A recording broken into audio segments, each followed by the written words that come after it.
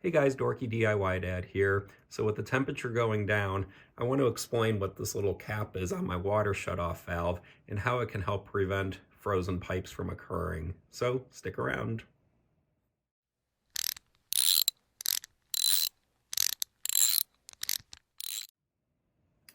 Okay, so this little cap right here is actually a drain port, and it allows you to drain water out of your pipe.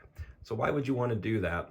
Well, when water freezes, it actually expands, and when water or anything expands inside a closed space like your pipe, it can actually cause the pipe to burst when the water, or as the water's freezing. And once that water begins to thaw, it'll actually allow water to then start flowing out of the section of the pipe that burst, causing a huge mess in your house or in your basement or wherever the pipe happens to be. So by draining the water, it'll help minimize the likelihood of that happening. And that's where this little drain comes into play.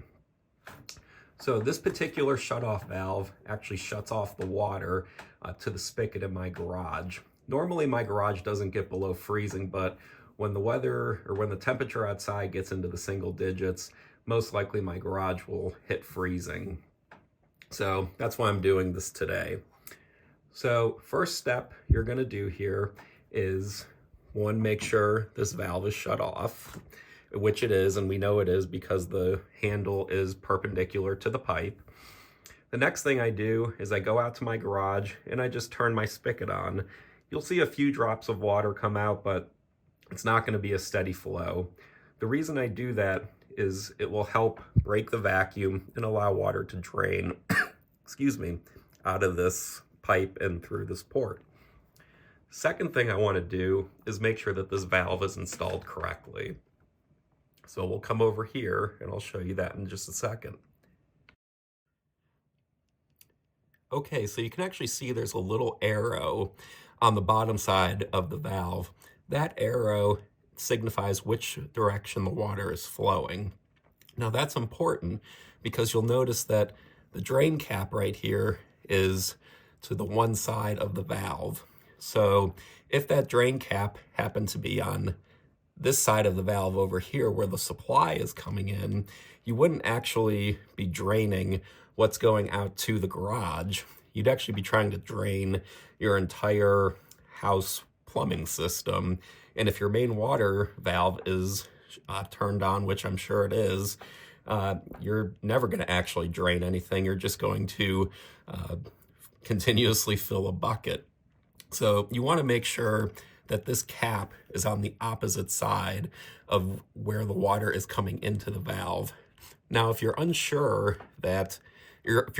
of if the valve was installed backwards or not, just follow your supply line pipe, again, this one right here, back to your water main. If you can follow it all the way back to your water main, as opposed to going out to the spigot, you know that this valve is installed correctly and that you're good to go. So we'll swing them back around over here, try and get it a slightly better angle to tape this at. So we know that the valve is installed correctly. We've opened the spigot up in the garage. So the next step here is just take a pair of channel locks or pliers. This really shouldn't be that tight. And take a 5-gallon bucket and stick it under, or in this case, hold it up to the valve.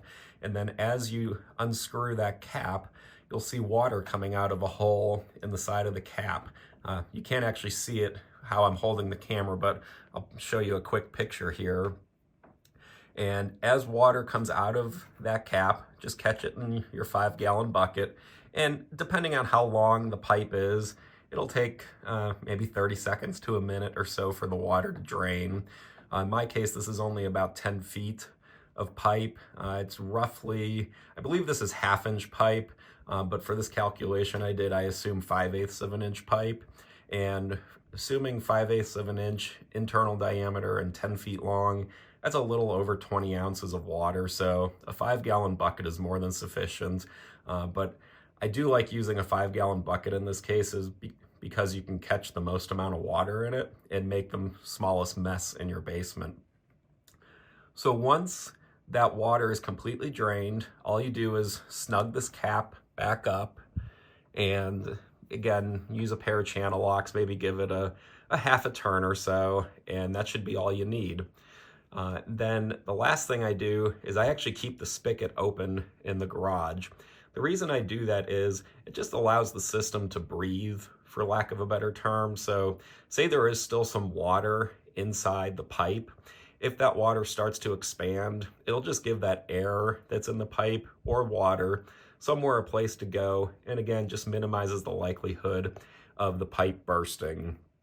So as long as you did this process correctly, and that as long as this particular valve and cap are at the lowest point in your plumbing system, again, we're in my basement right now, overall this should reduce the risk pretty significantly of a pipe bursting. Not going to say it won't happen, but you've definitely minimized it.